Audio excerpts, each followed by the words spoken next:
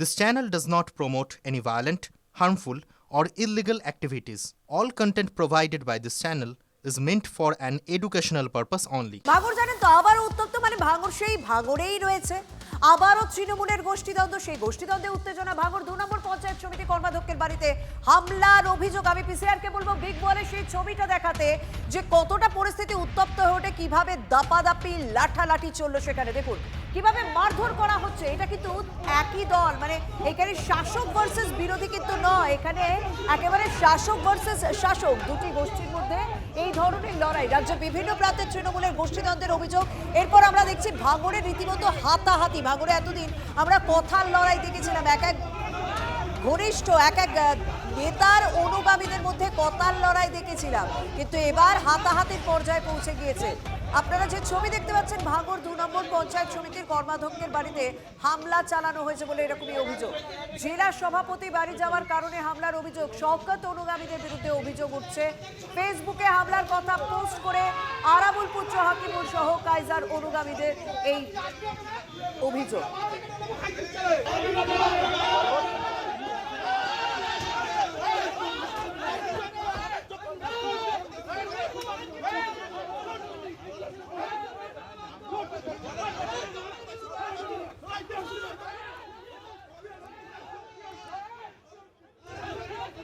আমাদের সঙ্গে রয়েছেন সহকর্মী সত্যজিৎ। সত্যজিৎ, এই তো গোষ্ঠীদ্বন্দ্ব ভাঙড়ের মাটি থেকে সরানোই যাচ্ছে না, কথার লড়াই, এবার হাতাহাতি, মানে গায়ের লড়াইও চলছে। আসলে ভাঙড়ের মাটি চাইছে কি? ভাঙড়ের মানুষ তো এক্ষেত্রে অস্বস্তিতে, সমস্যা। একেবারে মানুষের, এলাকার সাধারণ মানুষের অবশ্যই সমস্যা। এই সমস্যার মূল কারণ হলো যে দীর্ঘদিন ধরে তৃণমূলের এই যে গোষ্ঠীদ্বন্দ্ব, যেটা তৃণমূলের নিজস্ব মাথা ব্যথা হচ্ছিল, সেটা পরবর্তীতে বেশ কিছুদিনের জন্য সেই মাথা ব্যথা কিন্তু করেছিল। অর্থাৎ শওকত মোল্লা দায়িত্ব নেওয়ার পরে অনেকটাই কিন্তু এই গোষ্ঠীদ্বন্দ্ব কিছুটা হলেও করেছিল। কিন্তু দেখা যায় বেশ কিছুদিন আগে থেকেই কার্যত তৃণমূল কংগ্রেস নেতা কাইজার আহমেদ এবং আরাবুল ইসলাম একদিকে এবং অপরদিকে শওকত মোল্লা, তারা কিন্তু পৃথক দুই গোষ্ঠী এমন ভাবে মাথা চাড়া দিয়েছে, যার কারণের জন্য প্রায় প্রত্যেক দিনই নানা ঘটনায় অশান্তি ছড়াচ্ছে। তোমার অডিওতে কিছু সমস্যা হচ্ছে। সত্যজিৎ যে বিষয়টা বলার চেষ্টা করছিল, যে আমরা বেশ কয়েকদিন ধরে দেখেছি শওকত মোল্লা ভার্সেস আরাবুল, সেই আরাবুলকে তারপর সরিয়ে দেওয়া হয়। আরাবুলের পর আমরা দেখলাম যে বেশ কয়েকদিন পর থেকে কাইজার আহমেদ তিনি শুরু করলেন শওকত ভার্সেস কাইজার আহমেদ। সেখানে কথার লড়াই চলছিল, কিন্তু এবার তো নিচুতলার কর্মীরা রীতিমতো হাতাহাতিতে জড়িয়ে পড়লেন। শওকত ঘনিষ্ঠ ভার্সেস কাইজার ঘনিষ্ঠ, এরকম ভাবেই লড়াই চলছে। ভাঙড়ের মাটির লড়াইয়ের জন্য শাসক দল যদি নিজেদের মধ্যেই লড়াই করে, তাহলে বিরোধীদের ক্ষেত্রে তো সেই ময়দান আরো মসৃণ হয়ে যাবে। সেরকমই তো রাজনৈতিক মহলের পক্ষ থেকে ব্যাখ্যা করা হচ্ছে।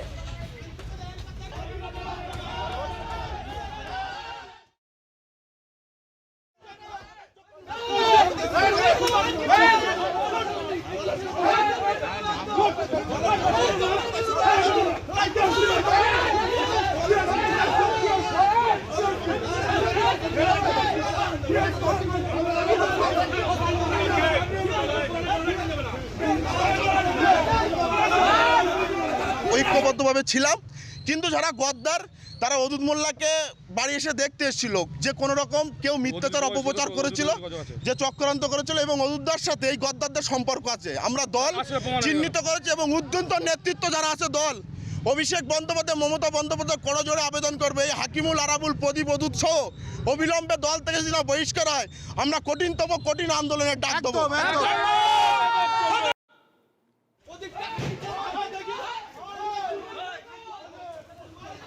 এদিনের অশান্তিটা মূলত ছড়ায় অদূত মোল্লার বাড়িতে।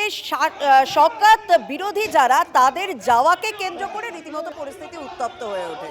শনিবারই জেলা সভাপতি অদূত মোল্লার বাড়িতে যান শওকত বিরোধী তৃণমূল কংগ্রেসের নেতারা। তারপর রাতেই তৃণমূল নেতা অদূত মোল্লার বাড়িতে হামলার অভিযোগ শওকত বিরোধী নেতাদের।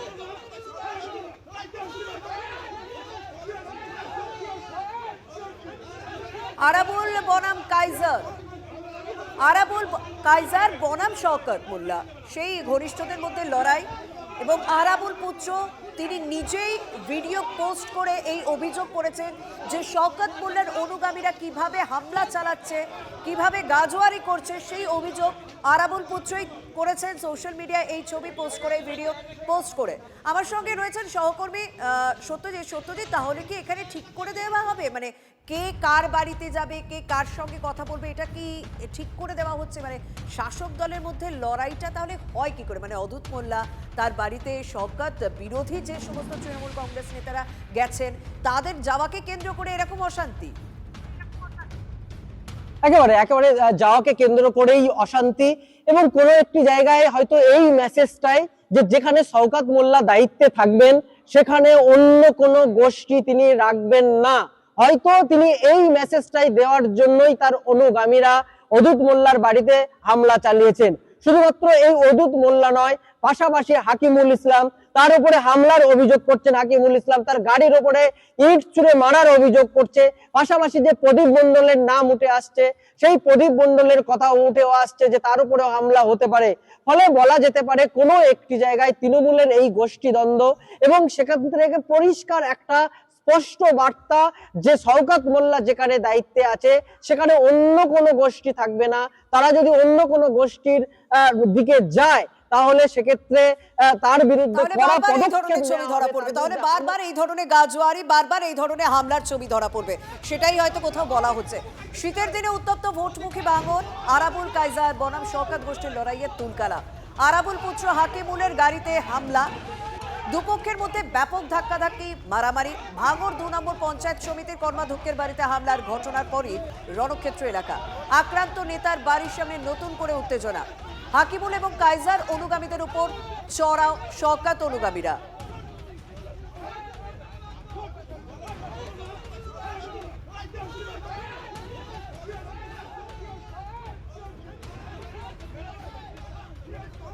আমাদের সঙ্গে এই মুহূর্তে রয়েছেন তৃণমূল কংগ্রেস নেতা কায়সার আহমেদ। কায়সার সাহেব, আপনার কাছে জানতে চাইবো যে হাকিমুল যে ছবি পোস্ট করেছে, যে ভিডিও পোস্ট করেছে, সেখানে সে অভিযোগ করছে যে অদূত মোল্লার বাড়ি যাওয়ার কারণে তার গাড়ির উপর হামলা চালানো হয়েছে। সেই ভিডিও আমরা চালাচ্ছিও, এবং অন্যান্য যে ছবি আমাদের কাছে রয়েছে সেগুলো আমরা চালাচ্ছি। সমস্যাটা কোথায়? মানে আপনারা যদি যান কারুর বাড়িতে তাহলে সমস্যাটা কি হচ্ছে শওকত গোষ্ঠী? অ্যাকচুয়াল ওখানে উন্নয়নের পাঁচালিতে টিম লিডার হিসেবে টিম 3-তে আমার নাম দিয়েছে, সঙ্গে হাকিমুল সহ আরো 18-19 জনের নাম আছে। তো এই সময় আমরা গতকাল জেলা সভাপতি সুভাষিস চক্রবর্তী মহাশয় ওনার বাড়িতে কাল আমাদেরকে ডাকেন, আমাদেরকে নিয়ে একটা বৈঠক করেন। সেই বৈঠক করার পরে ফেরার পরে অদূত মোল্লাকে শওকত মোল্লা মানে অকথ্য ভাষায় গালিগালাজ করে, এবং তার রেকর্ডিংও আমাদের কাছে আছে। কেন ওখানে গিয়েছিলিস, মানে জেলা সভাপতির কাছেও যাওয়া যাবে না, মানে একচ্ছত্র আধিপত্য ভাঙড়েও কায়েম করার চেষ্টা করছে। এখানে ও নিজের মনে করছে এটা পার্টিটা ওর নিজের, ও নিজের মতো করে এখানে দলটা করবে। এখানে কারুর, আমরা যারা দলটা করি যেহেতু আমরা ওকে সেইভাবে মান্যতা দিই না, যার কারণে ওর প্রবলেম হচ্ছে। ও লোকজন দিয়ে কালকের অদূতের বাড়িতে অ্যাটাক করেছে সকালবেলা। আমি খুব সকালবেলা গিয়ে দেখা করে চলে আসার পরে হাকিমুলরা গিয়েছিল, যাওয়ার পরে হাকিমুল এবং প্রদীপের উপরে অ্যাটাক হয়। প্রদীপকে প্রচন্ড রকম ভাবে মারধর করে ওরা। সেই অবস্থায় এখন থানায় ওরা গিয়েছে কমপ্লেন করতে। এই শওকত মোল্লার অত্যাচার থেকে ভাঙড়ের মানুষের মুক্তি চাই, এটা আমাদের দাবি। এটুকুই বাস বলবো। ধন্যবাদ।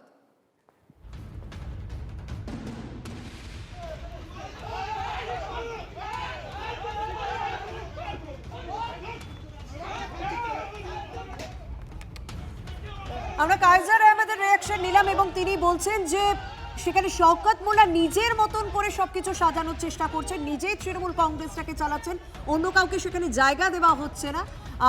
আমরা কয়েকদিন আগে কায়সার আহমেদকে বেশ কিছু বক্তব্য রাখতে শুনেছি শওকত মোল্লার বিরুদ্ধে, তারপর তার বিরুদ্ধে ব্যবস্থাও নেওয়া হয়, এবং দীর্ঘদিন ধরে আমরা দেখেছি আরাবুল ভার্সেস শওকত মোল্লা। তো তারপরেও এই ধরনের পরিস্থিতি, সবাইকে একসঙ্গে চলার বার্তা দেওয়া হচ্ছে, যাদের বিরুদ্ধে অভিযোগ হচ্ছে তাদের বিরুদ্ধে ব্যবস্থা নেওয়া হচ্ছে, কিন্তু হাতাহাতি, মানে ভাঙড়ের সেই ভাঙড় মানে যে ভোটের আগে যে মারপিট, অশান্তি, সেই বিষয়টা যেন এড়ানো যাচ্ছে না।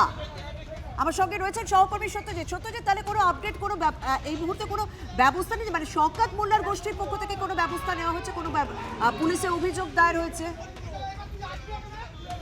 এই মুহূর্তে আমরা যতটুকু জানতে পারছি যে এই মুহূর্তে আমরা হাকিমুলের রিঅ্যাকশন পেয়েছি, এবং তারা উত্তর কাশীপুর থানায় শুধু হাকিমুল ইসলাম নয়, হাকিমুল ইসলাম, প্রদীপ মণ্ডল সহ যারা আজকের গেছিল অদূত মোল্লার বাড়িতে, তাদের উপরে হামলার অভিযোগ তুলে এই মুহূর্তে কিন্তু পোলেরহাট থানাতে তারা যাচ্ছেন এবং সেই সঙ্গে সঙ্গে উত্তর কাশীপুর থানাতেও তারা যাচ্ছেন। তারা লিখিত অভিযোগ দায়ের করবে। আমরা যে ছবিটা পেয়েছি কিছুক্ষণ আগে আমাদের কাছে ছবি এসছে যে এই ঘটনা যখন অদূত মোল্লার বাড়িতে ঘটছে সেই সময় উত্তর কাশীপুর থানার ওসি তিনি এবং বিরাট একটা পুলিশ বাহিনী কিন্তু এই অদূত মোল্লার বাড়িতে গেছিল এবং পরিস্থিতি যাতে আরো বেশি উত্তপ্ত না ওঠে, অর্থাৎ দুই পক্ষের যে হাতাহাতি কোনো রকম ভাবে তারা কিন্তু থামিয়ে দিয়েছিল। তার পরবর্তীতে হাকিমুল ইসলাম, প্রদীপ মণ্ডল সহ অন্যান্যরা তারা এই মুহূর্তে আরাবুল ইসলামের যে পোলেরহাটে পেট্রোল পাম্প আছে সেখানে এসছে এবং সেখান থেকে তারা লিখিত অভিযোগ দায়ের করবে বলে আমরা জানতে পারছি। ফলে বলা তো যেতে পারে যে এই অভিযোগের পরে পুলিশ কি ব্যবস্থা নেয়, পুলিশ আদতে কোন ব্যবস্থা নেবে কিনা, সেই সম্পূর্ণ বিষয়টা কিন্তু এই অভিযোগের পরেই। সঙ্গে থাকো, আমাদের সঙ্গে রয়েছেন বিজেপি নেতা সজল ঘোষ। সজল বাবু, এতদিন কথার লড়াই দেখছিলাম, আরাবুল ভার্সেস শওকত মোল্লা, তারপর আরাবুলকে সরিয়ে দেওয়া হলো, তারপর কাইজার ভার্সেস শওকত মোল্লা, তো এখন দেখছি হাতাহাতি, মানে একেবারে মাঠে ময়দানে অশান্তির লড়াই, ঝামেলা, যা ছবি দেখতে পাচ্ছি আমরা। কিভাবে দেখবেন আপনারা বিষয়টাকে? আপনি আমায় বলুন, হাত থাকতে মুখে কতদিন লড়া যায়? যখন আপনার হাত আছে আপনি মুখে কতদিন লড়বেন? তাও এরা তৃণমূলী, তাও হচ্ছে মালের বগরার লড়াই, কতদিন মুখে মুখে বলা যায়? আমি আমার বিষয়টা দেখার চাইছি, আমার তো নারদ ছাড়া কিছু বলার নেই। আমি শুধু বলছি যদু বংশ ঠিক এমন করেই ধ্বংস হবে, এটা কোনো ভুল নেই। এরা যেভাবে এই যে ধরুন বছরের প্রথম দিন, গত বছর প্রথম দিন মালদায় মারলো, এবারের প্রথম দিন বোধহয় বাসন্তী না কোথায় একটা মারলো, পিকনিক করতে গিয়ে গুলি করে মারলো, আজকে চতুর্থ দিনে নিজেরা মারছে। মোটামুটি 26-এর নির্বাচনের আগে এরা পুরো শেষ হয়ে যাবে যা দেখতে পাচ্ছি। হ্যাঁ, যদু বংশ এমন করেই ধ্বংস হবে, এতে কোনো চিন্তা নেই। হ্যাঁ, তৃণমূলের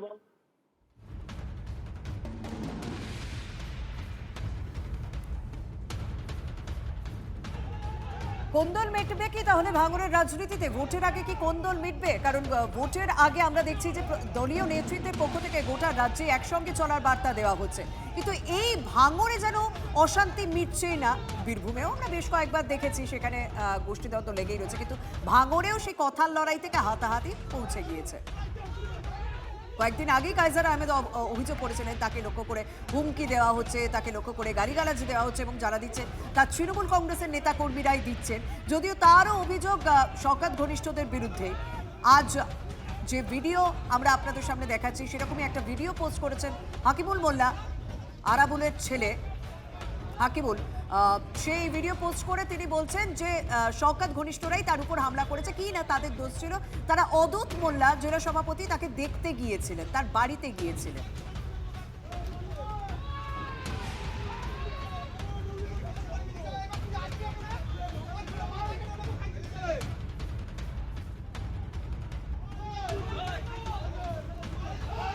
এই বারবার যখন এই ধরনের অভিযোগ ওঠে শওকত মোল্লা বা শওকত মোল্লার অনুগামীদের বিরুদ্ধে, তখন কিন্তু বারবার আমরা রিয়াকশন নেওয়ার চেষ্টা করেছি শওকত মোল্লার। আগে বেশ কয়েকটি রিয়াকশনে তিনি বিষয়টিকে একদমই পাত্তা দিতে নারাজ, কিন্তু এই দিনের যে অশান্তি, এই দিনের যে ভিডিও এই মুহূর্তে ধরা পড়ছে সেটা কি অন্য মাত্রার জায়গা নেবে, সেদিকে আমাদের প্রত্যেকের নজর থাকছে।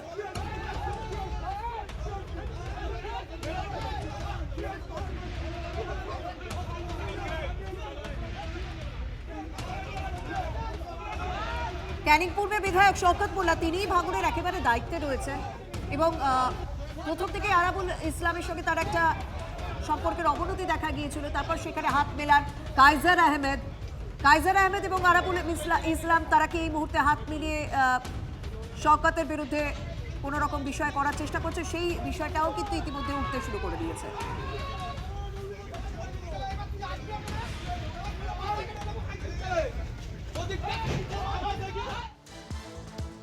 ভোটের আগে ভাঙড়ে গোষ্ঠী কন্দলে অস্বস্তি তৃণমূলের।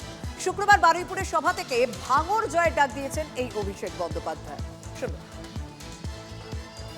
বাংলার মানুষকে কথা দিয়েছি যে তৃণমূল কংগ্রেসের আসন সংখ্যা এবং ভোট শতাংশ 2021-এর নিরিখে 26-এ বাড়বে। 2021-এ তৃণমূল জিতেছিল 214, এবার একটা হলেও আসন বাড়বে। আপনাদের কথা দিতে হবে সেই একটা আসন যেন এই দক্ষিণ 24 পরগনা থেকে হয়। এবার ভাঙড় তৃণমূল কংগ্রেসকে জিততে হবে, 31 দক্ষিণ 24 পরগনা করতে হবে।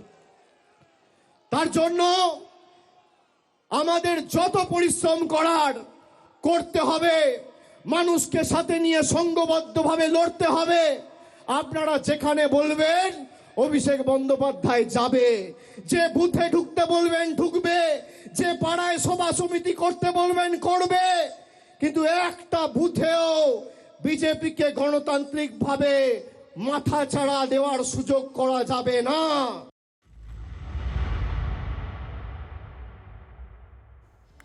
এবার নজর রাখবো আমরা সন্দেশখালীর দিকে, কারণ সেখানে ভেড়ি জবরদখলে অভিযুক্ত শাহজাহান সাকরেদ মুসা মোল্লাকে ধরতে গিয়ে কিভাবে নেজার থানা পুলিশ আক্রান্ত হয়েছে সেই ছবি আপনাদেরকে বারবার দেখিয়েছি। পুলিশের গাড়ি পর্যন্ত ভাঙচুর করা হয়েছে, কিন্তু এই যে মুসা মোল্লা, তাকে কি ধরা সম্ভব হলো? 30 ঘন্টা পার হয়ে গেছে, এখনো অধরা মূল অভিযুক্ত মুসা। আমার সঙ্গে রয়েছে সহকর্মী দীপঙ্কর। দীপঙ্কর, তাহলে পুলিশ কোন পথে এই মুসাকে খোঁজার চেষ্টা করছে? কারণ আগের লাইভেই তোমার সঙ্গে আমি আলোচনা করলাম যে ঠিক কোন কোন জায়গায় সমস্যা হচ্ছে। পুলিশ বলছে হয়তো অন্য কোথাও চলে গেছে, অন্য মানে অনেক দূরে পালিয়ে গেছে, যেটা নেজার থানা পুলিশের আওতার মধ্যে পড়ছে না। কিন্তু তাহলে কোন পথে তারা তদন্ত শুরু করছে, কোন পথে এই মুসার খোঁজ চালাচ্ছে?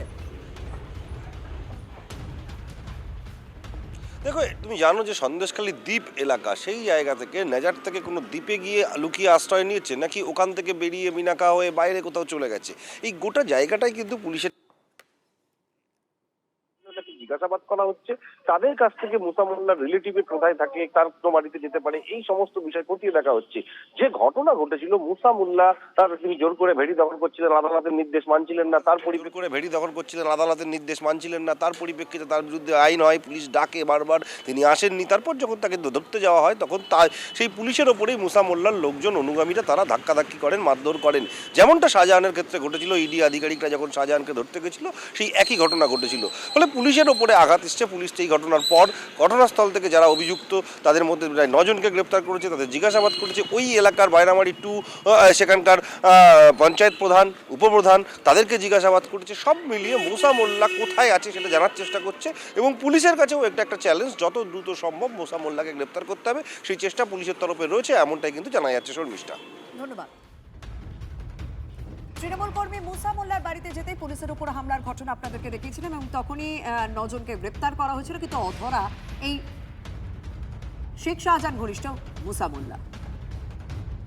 এবং সেই এই ঘটনা যখনই আমরা আপনাদের সামনে বারবার তুলে ধরেছি, তখনই আমরা বারবার মনে করেছি সেই ইডির উপর যে হামলার ঘটনা ঘটেছিল 2024 সালের জানুয়ারিতে, ঠিক এরকমই, মানে 5ই জানুয়ারিতে ইডির উপর হামলা 2024-এ, আর 2026-এ দাঁড়িয়ে আমরা কি দেখলাম, 3রা জানুয়ারি নেজার থানা পুলিশ তারা মুসা মোল্লাকে ধরতে গিয়ে আক্রান্ত হলেন, তাদের গাড়ি ভাঙচুর পর্যন্ত করা হলো, সেই একই বিষয়। কিন্তু এই ঘটনায় 9 জনকে গ্রেপ্তার করা হলেও মুসা মোল্লাকে গ্রেপ্তার করা হয়নি। ঠিক যেমন ইডির উপর হামলা চালানোর পর দীর্ঘদিন খুঁজেই পাওয়া যাচ্ছিল না এই শেখ শাহজাহানকে।